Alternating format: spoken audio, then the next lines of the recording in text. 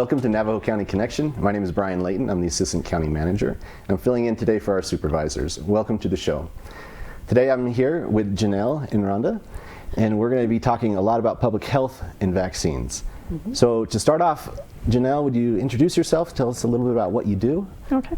My name's Janelle Linn. I'm the nursing supervisor for the County Health Department, and recently I'm serving in the role as the acting director. I've been with Navajo County Public Health for 21 years, mostly in a nursing capacity of one sort or another. And I love public health. I love the people I work with. Awesome. We're very happy to have you and very appreciative that you stepped into such a big role for us here. Rhonda? Hi, Rhonda. Hi. Rhonda Krouse. I work for Public Health Emergency Preparedness. I'm actually the planner. That's under Emergency Management. I've been in this role for, it'll be a year in March. And my previous career, I was in the fire EMS service, law enforcement, usually all first responder careers. So this is interesting. I love it. And enjoyed to be here. Awesome. Well, thank you both. I know you both are very busy. Appreciate your time. So to start off, public health, a lot of our viewers may not know how much public health does and how many areas public health reaches in our communities. Can you tell us a little bit about some of the different areas in public health?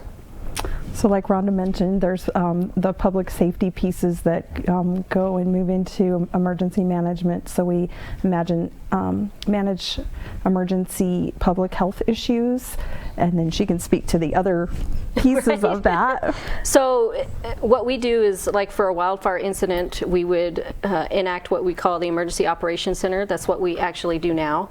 Is then we're kind of like a resource for all of our partners throughout Navajo County. And so we're that liaison to the state for resources or anything that our partners within Navajo County need during an emergency. Okay. And folks will hear the term EOC, right? And that's the Emergency Operations Center? Yes. Awesome. A lot of acronyms in the emergency management yes, there are. field. And we've got animal care control. We've got all sorts of programs, right? So we have enforcement programs from restaurant inspections, animal control, medical examiner type programs. We have educational programs that focus on prevention and wellness and educating children in the community on the things they can do to stay well. And then we have clinical programs that do things like provide vaccines, family planning services, and STD, HIV testing, all sorts of fun things in public health. Well, thank you. And just as background for our viewers, public health is funded from two main areas. One is a property tax, and the other really is grants, right? And so with the property tax, if you imagine your property tax dollar, about 2 cents of that dollar goes to public health. About 8 cents goes to most of the other county functions that you would think of, like law enforcement, courts, prosecution, everything like that. But it's about 2 cents, but a large portion comes from grants, right? Whether it's federal, state, or foundation grants, right? Right. Correct. So most of our clinical programs, our educational programs, and even a huge component of the emergency management comes from grant funding. Okay. Right, and that's usually, depends on the grant, they're usually annually or 3 to 5 years. So we're always constantly working on the paperwork. I imagine, and the reporting, right? Yes, definitely. So, and you guys have been working some tremendous hours since March of last year. So we're coming up almost a year here. Tell us a little bit about what your focus has been on up to this point and why that's been so important in our response to COVID. So for me, it was more about safety. We wanted to make sure our community members were safe. So when I started out doing EM, which is the emergency management, and the FEP stuff, which is the public health. I got to get all these acronyms right. But then when COVID hit, I know the nursing staff was kind of overwhelmed, so I went and I did a lot of the contact tracing, which was kind of emotional for me because I've been in this community for over 20 years, and so some of those people that I was calling and checking up on, I knew personally. And so for me, I can't even imagine what you guys went through, because I only did it for maybe a month and a half until they got help. But for me, it was just letting the public and community know that we're there for them and we're trying to do everything possible to help them. And beyond the contact contact tracing, you have the disease investigation, right? Correct. So contact tracing kind of bleeds into disease investigation. And so we do disease surveillance for all reportable conditions in the county all the time. So contact tracing wasn't new to us, just the disease that we were surveilling was different.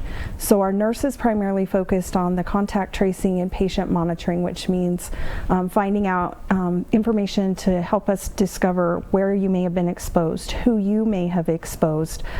Is this linked to a community event that we need to disseminate information?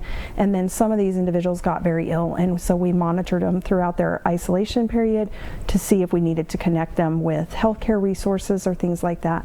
And like Rhonda said, we know a lot of these people, or even if you don't, you get to know them. And when they take a turn for the worse, or unfortunately a few of them, you know, end up dying, it's very emotionally taxing. Yeah. And long hours we put in. Yes. We have some great team members, and they have really, it's not uncommon to pull a 60 or 70 hour work week. Sometimes they have gone above and beyond. I really appreciate them. They absolutely have it. It's days, evenings, weekends, holidays. Yeah, we've covered them all. Everything. Yeah. Well, thank you. So let's talk a little bit about vaccines, specifically the COVID vaccine. You mentioned that doing the contact tracing and these types of functions, that's nothing new to you guys. It's just a new virus that you're helping out with.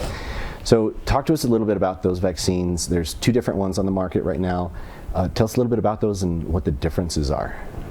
So they're both an mRNA vaccine, which is a newer vaccine technology. The technology's been around for about 17 years, but this is the first virus that they've gotten it to work with. The others have mutated too quickly. And so it's similar to other vaccines, but a little different in the technology. Both of the vaccines on the market, the Pfizer and the Mrna, are mRNA vaccines. So they function in a similar manner. But the difference mainly is storage. The Pfizer vaccine has to be stored at -70 degrees. Not just everybody has, you know, that kind of a freezer laying around. So that was a challenge. It also comes in the allotments are a lot larger, and the cases come in doses of 1,000, where Mrna comes in doses of 100. And you can't transport Pfizer as easily. There was a lot of logistical issues with Pfizer, so we opted to go with Mrna for our community. Okay. That seems to make sense in a rural community like ours, spread out.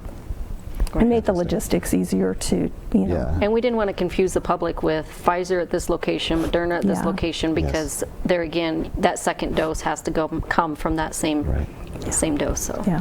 So, and when you talk about an RNA, that's a different technology than what folks may be used to, like a flu shot, right? Right. Could you talk a little bit about the difference there? Sure. So there's different vaccine technologies. Some are conjugate vaccines. There's just different technology, and they work differently once they get inside your body. So the mRNA vaccine enters the very first layer of the cell. It does not move into the DNA of a cell, but it enters that first layer of a cell, and it replicates there, does its job, and it builds it impacts like protein receptors and inhibitors, and then once it's done its job, it exits the cell and kind of, you know, dissolves and goes away. And so it's a little bit different technology, where most vaccines introduce some dead cell particles into your system, and your body builds an antibody response through that antigen, where this one is a little different in that it kind of changes the way the cell works a little bit. Okay, so it does not introduce the virus into your body. No, there are zero. It programs your cells to be ready for it. Correct. Okay. And that's why you'll have some people have some little side effects, because it's like affecting them that way, but it's not a real virus. Okay. Well, let's talk about that. A lot of your staff have received the vaccination. Have you received it? Okay. So tell us about that. Did it hurt? How was it?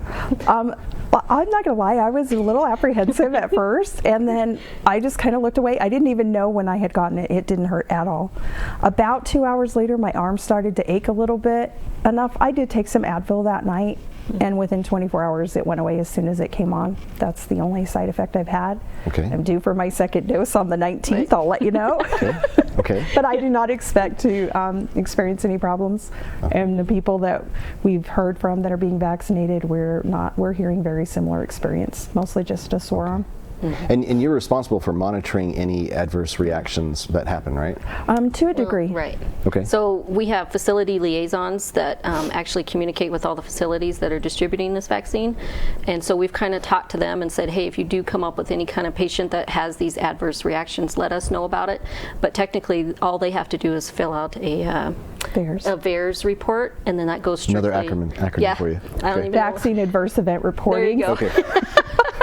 So that would go straight to CDC, then they evaluate, and if it is pertinent, then they refer that patient to a close facility for treatment. Okay. So if our facilities notify us, then we get notified, but otherwise. Okay. There's also a little QR code that you can download an app to your phone called VSafe when you get the vaccine, and I did that to mine, and once a week I get a little text message. It says it's time to check in, and it has smiley faces. It says, are you feeling good, moderately well, or poorly? You click that, and then it says, have you been ill or tested positive for COVID since your vaccine? And I think it asks if you've become pregnant since receiving your vaccine. You hit yes or no, and they say they'll do that for 2 months. Okay. And I imagine being a new virus, new vaccines, that's really important for them to get that research and that feedback. Yes, it's important. They really want to make sure that there aren't adverse reactions, and there are side effects and adverse reactions, and they're two different things. An adverse reaction is a negative reaction to the vaccine, or an allergic reaction, or something that's unexpected. A side effect can be something as simple as getting flu or COVID-like symptoms within a few days of being vaccinated, and that's actually an expected response. It's your body building an immune response. So it's not always a bad thing, but they're two different, but they still want to track both. Right, and that adverse is usually within that 15 minutes of getting that vaccine. So that's why after you get your vaccine, you're supposed to be sat down, monitored for that 15 minutes. Okay. And what has been the, I guess, the reception to the vaccine here locally? Are people wanting to get it? What have you seen and heard? So at the beginning, we kind of sent out a survey to all of our partners to see, how well the community is receptive to this vaccine, and we got about 50-50. About 52% were receptive. And so now it's almost seems a little bit more than that. I would say probably 60 to 70%. And we've seen it was interesting to us, some parts of the county, the parts who were hit first and hardest by the disease and the impact of disease, were more receptive to the vaccine than other communities. But we had some of those communities in the initial survey 60 to 70% interest. But now that the vaccine's out, and I think people are seeing that people aren't having a lot of reactions, they're studying and learning more and becoming more comfortable, we're actually seeing, I think, more like a 60-70% interest, which is encouraging to us. Yeah. Okay. We're just sad that our supply does not meet the demand. Yes. So. Yeah, let's talk about that. So we're seeing more reception from our communities, but we just don't quite have the supply right now, right? So tell us about that. Why is that happening? Who controls that supply? So, We wish we knew. I know, right? Not us. What do we know? I guess what information? And in full transparency, we're sharing everything that we know. Right. Right? And when we're a little unsure, we'll say that as well. Correct. So it starts at the manufacturer. The manufacturers have not been able to keep up with the demand. They're working 24/7 to try to crank out vaccine. So that's where things start. I compare it to the testing in the beginning of the outbreak, when everybody wanted testing, but these were new test kits and they had to manufacture them, and the manufacturing has to catch up with the demand. We're experiencing that same thing now with vaccines, and then the federal government allots it out to the states, and the states have to allocate it out to the counties, and then we push it out to our healthcare partners. So we're at the mercy of a lot of different organizations and factors. And initially, our initial allotment was very encouraging, right? But this last allotment was less than we would have liked, right? Right. So we have received 4,300 doses total for our county to date, and our first allotment was 2,800 doses. So we're like, oh, this is we were estimating we can realistically get rid of 2,000 to 3,000 a week. That's perfect. Right. The next week was 500 doses, and we've had a 600 and a 400. And now 400. Yeah. And so it seems that part's been a little discouraging because we share in the frustration of the community that there's not enough vaccine to meet the demand. Yeah, so some of the facilities are telling us that after this week they'll be out of vaccines. So we're hoping that this allotment comes in this week and, we'll start back up again. So. Now let's talk about our providers, because we've been really blessed to have a lot of great providers here in our communities to help us out. How did that come about, and what have you guys seen with our providers? That was a long process. I think it started in October, if I remember right, the onboarding process. Well, we started having discussions with our community partners and meetings, weekly meetings, in about April, early on in COVID, so that we could stay connected throughout the whole process. The vaccine piece really started coming into play in those conversations in about April, and we started planning. At first, we practice pod clinics all the time, which is point of dispensing for flu shots, and we do that to practice for things just like this. So at first we're like, let's just open our pods. Then we started communicating and thinking, we're not going to have enough vaccine to do that at first. So we pulled in our partners, and it's been really nice to how closely our community works together. If anything good has come out of COVID, it's the communication. Yeah. So just a tidbit is a lot of schools never communicated with each other throughout Navajo County, but now this is what they do. They do this weekly on their own, besides talking to us weekly. So it's like that's awesome. So if there's one good thing that can come out of COVID, it's the communication that a lot of facilities are doing now. We'll be glad not to have so many meetings. Right. We won't meet with them weekly, but I hope we can keep some of these meetings in place so that we can facilitate communication about all sorts of public health topics. Yeah, definitely. Yeah, let's talk a little bit about the communication, because I'm on some of those calls, but you guys have a lot more calls than I do. So here locally, you have a weekly call with all of our school districts. Correct. Right? We have a weekly call with leaders from all the cities and towns. We have a weekly call with our healthcare providers, the hospitals and other providers. What am I missing here? We have a weekly call with our first responder community, because when we do open pods, we utilize those partners. And then we have a weekly call. We have several weekly calls with the state health department. We have a regional call. You guys are over that one. Northern Regional for vaccine logistics and things like that. And then we have a higher level healthcare provider call that is more your CEOs of your larger facilities and things like that. Okay.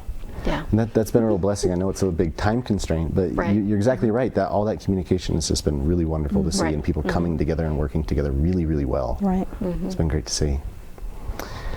So if we jump back to the vaccine here, and you mentioned it earlier, that there's 2 doses to this, and it's just how the vaccine was developed and how they found best works, right? So talk to us a little about the time between it and how that works. So the first dose will give you 50% immunity to the COVID vaccine, and then they're saying between 28 days 28 for Mrna. days for Mrna for that second shot will give you 90 to 95% immunity. So that's why they're trying to get you to get both doses. So it's big pretty difference important. Yes, between big 50 difference and between 95. 50 and 95. Yes. So if I go and get my first dose, how do I know to come back for my second dose? Depends where you went. We're trying to encourage facilities when they give someone their first dose to schedule the second dose before they leave. Some are doing that, some are not. If they are a facility who's using the vaccine management platform that we've asked them to, that platform has the ability to send them a reminder text or email. It's almost time for your second dose, reach out and schedule it. And then some facilities are just internally tracking and starting to reach out to their patients and say it's time to schedule. And you also get a little card after you get your vaccine that'll tell you when your next appointment is. And we talked yesterday, we all have phones, and how easy just to put a little reminder in there to remember to go back. And generally, folks will go back to the same place where they got the first dose, right? Right. We're encouraging that. Yeah.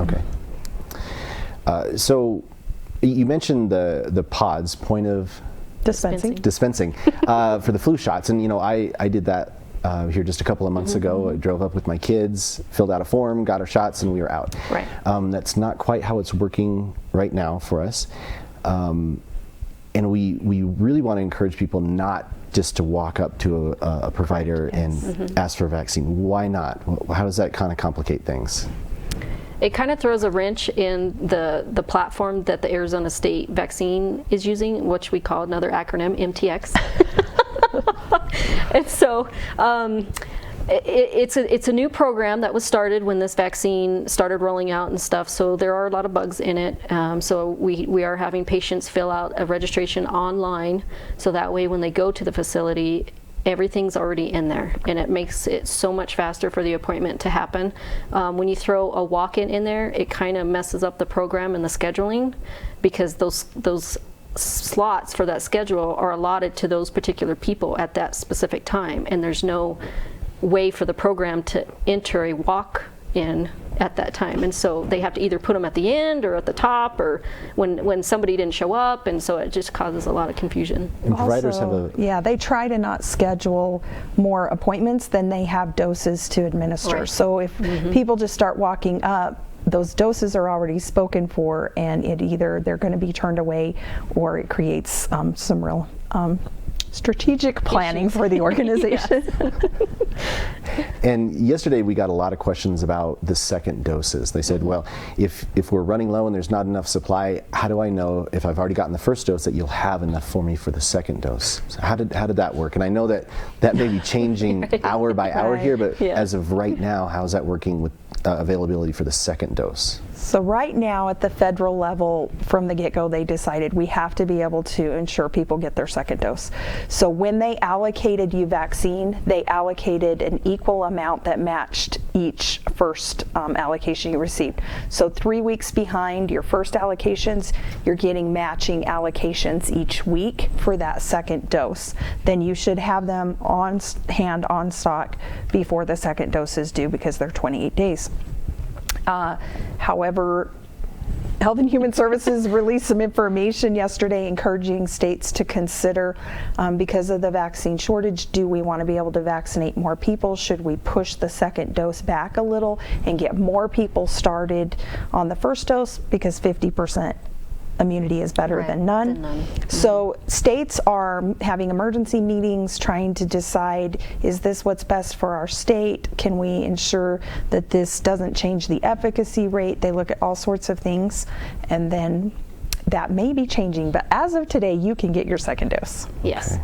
And they're also trying to open up that 1C tier, which is the 65 and older, or the adults with high-risk medical issues. So that would go along with this second dose issue. Okay. And create probably even greater shortages. Right. But we work with what we have, right? Yes, we do. We'll roll with it. Yeah. So for right now, the most current information we have is on the county's COVID dashboard. Correct. Right, and we'll keep that as up to date as we possibly can. Yes. And folks can go there. How can they find that dashboard? So you can go to navajocountyaz.gov and go to the public health link and find it there. You can Google Navajo County COVID dashboard. I don't know the exact link off the top of my head, but also in the Arizona DHS website, if you go into Vaccine Finder, it pops up a little map and it tells you where all the vaccine distributions are in the state of Arizona. If you click on one of those in Navajo County, it'll pop up just a little bit of information on that exact location. It tells you, dates and times, a phone number, and it also gives that person our website to that dashboard. Okay, great. So. And on that dashboard, it has some explanations. It has a guide for people to look at. One of the concerns that some people have had is that you need an email address to get on there and register, and there's some links to help you get started there. Yes. It also does not, the state registration site doesn't work well with tablets or phones. Correct. Right? A desktop really works best. Chrome or Firefox. Okay. For your browser.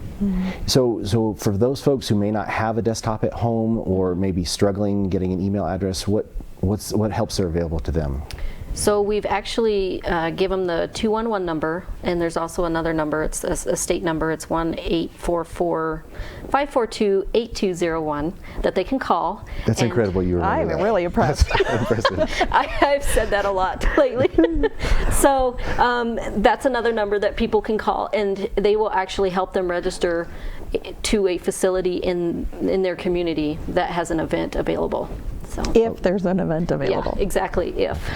So if I don't have a computer, I don't have access to that, I can just call 211, right? And they'll help me out. Right. Okay. Which refers you to that other number that I just said. And the other number will refer you to 211. Don't tell them that. So you can also, either way, you're going to get help, whatever number you choose. So you can also, the Show and Pine Top libraries by appointment are available to help individuals book appointments. If you're a senior citizen, the senior centers have agreed to assist individuals in booking appointments. And we're working with NPC to set up a call line. We're in the process of testing that, and hopefully in the near future we will have a number you can call and have a local phone line to assist you. Yeah. Fantastic. I appreciate your efforts there. That's incredible. So when you go in and register, you can create an appointment if there's appointments available. Do I need to go back and register again for my second dose? So MTX, as of now, will not save your information. That's a hiccup that they're working on, and they say that soon that it'll be fixed, and it's going to save your information. So right now, when you go in, it'll save your demographics, your first name, last name, email. You can log in. Yeah, but other than that, you have to re-input all of your ethnicity, your address, all of that kind of stuff, and then your insurance. So. And unfortunately, the facilities are adding clinics as their shipments arrive and as allocations come in. And so if you don't see anything available, it's because all the vaccine we have on hand is scheduled out or spoken for. So you do have to check periodically, sometimes multiple times a day, and it is a tedious process, and we sympathize and apologize and are trying to see if we can fix that. Okay. And as far as getting more vaccine, I'm sure you guys are on your calls with the state, you're advocating, you're sharing what the demand is, but to an extent the state is pretty limited, right? Yes. They are. They're at the mercy of the manufacturer and the federal allocations. I've been requesting between 2,000 and 3,000 doses a week, but like I said, we received 400 last week. But everyone else is in the same boat. It's not just us. Every county in Arizona is experiencing the shortage. Okay. So patience is what we're asking. And they are asking that you please try to be vaccinated in the county where you reside, because the population is figured into your allocations, and then it doesn't create shortages for other counties. Right. Is there anything we've missed so far as we've been talking here? I don't think so. There is, they said today, a new vaccine that may be ready to go before the FDA as soon as the end of the month. I don't know which one. They didn't say the name. Or didn't say and there are different vaccine technologies, so it may or may not be an mRNA vaccine. But we are anxiously waiting to hear that, because that could throw a lot more vaccine into the supply if that gets approved. That's fantastic news.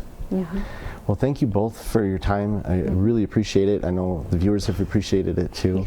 And again, if folks have questions, they can go to the website. It's www.navajocountyaz.gov. And there's a big banner link to take you to COVID, and there's other resources, even with mental health, and other resources that folks can take advantage of. So thank you very much for joining us today on Navajo County Connection.